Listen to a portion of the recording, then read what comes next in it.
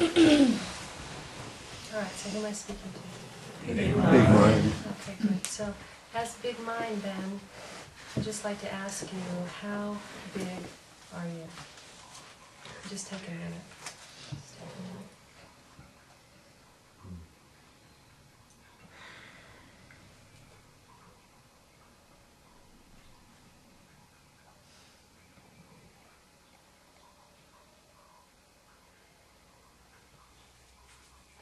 You can just raise your hands. How big are you? As big as the sky. Okay, as big as As big as the universe. As big as the universe, good. I know no bounds. Okay. Exactly. As big mind, I am boundless. Okay. How big are you? Infinite. I'm infinite. I'm infinite. I'm beyond size. I'm beyond scale. Okay.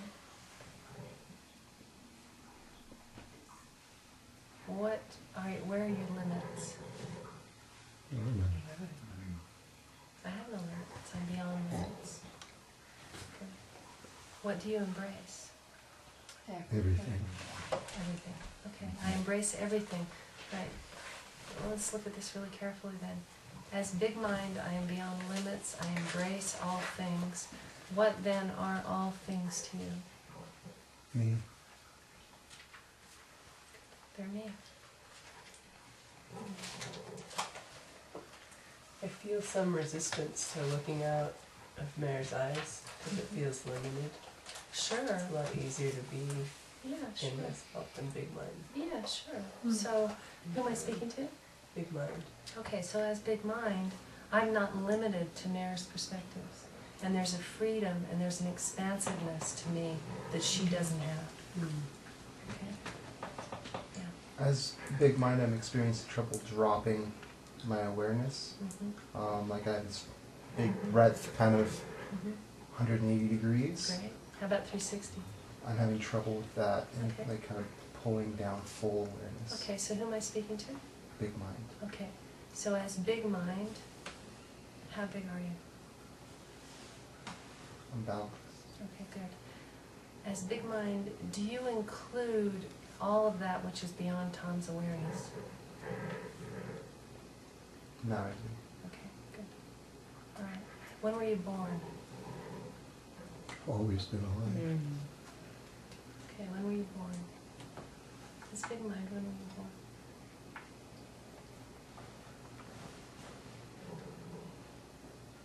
Almost been here. Exactly, exactly. I've always been here. In Buddhism we say, I am unborn. I have no beginning and no end. In other words, I am beyond time. I'm beyond time. So when were you born? Now. Now. Now. Now. Time arises in me. Time arises in me, but I am not limited in any way by time. Very good.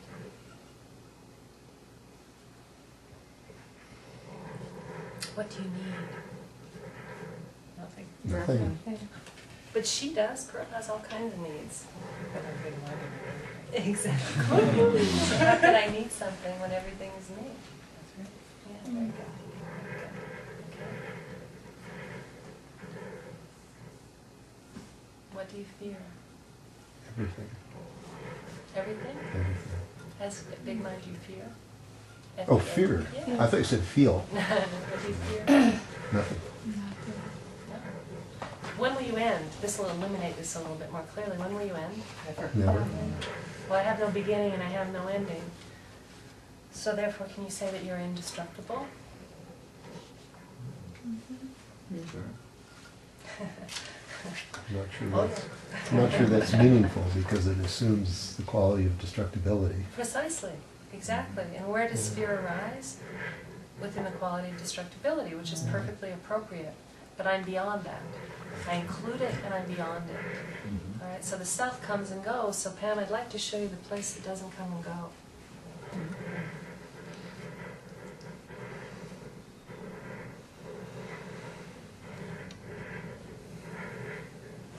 So the self, what? Can identify with you or not identify with you? And what is your relationship to that?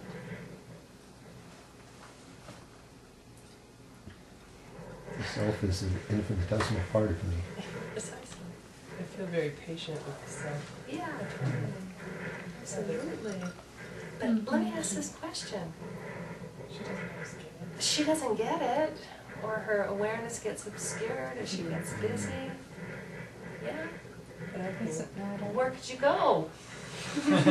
Hello? Where could you go? One of the great masters. Who was it? I gotta remember who it was who said it when they said his disciples were grieving because he was dying, and he left. It was Ramakrishna, and he said, "But where could I go? Where could I go?"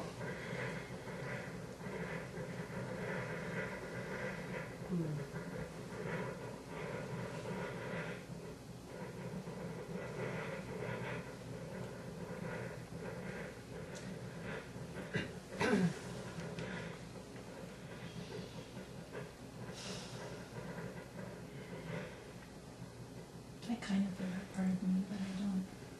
Like I'm not grounded in the big mind. Yeah, the self isn't, for sure. Yeah.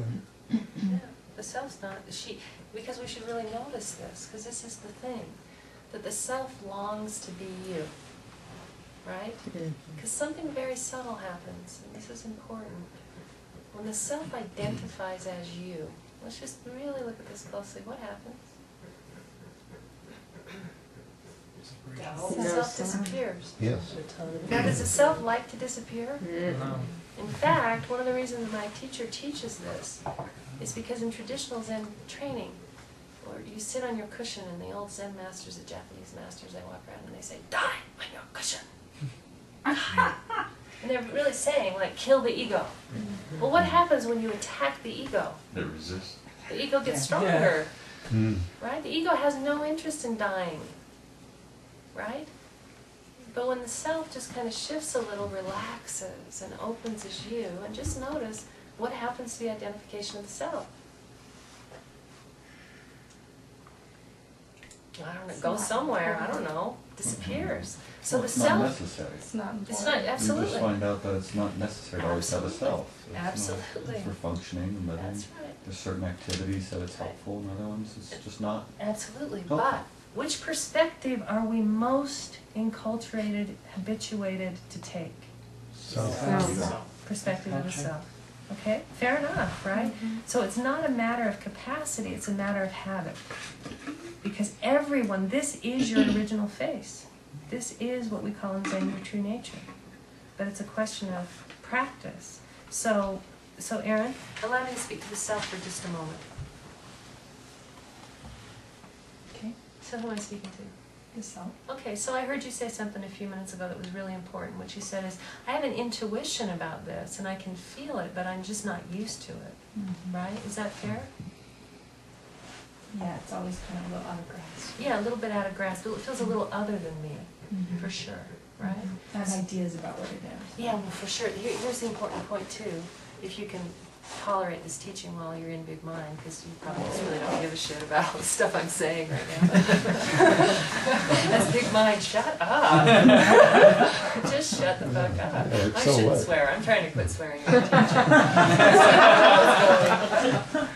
Okay, so one of the problems that the self has, and this is an important point, is that the self creates an idea of big mind and then tries to grasp it. It creates an object and tries to grasp it. And that's precisely the problem, right? So, but it's totally fine. That's what the self does. There's no problem there. Okay, so just now allow me to speak to big mind, please. So who am I speaking to? Big mind. Good. So just notice, just for a second, how big are you? And just feel more than think. Just feel where your boundaries are. I guess that's a funny question. Yeah. Why are you asking me that? Yeah, as big mind, I'm actually beyond that. And what happens is that the perspective of self, there is an actual kind of contraction into a comfort zone. And that when you relax the perspective of the self, sometimes the feeling of expansion actually creates a little anxiety in the self.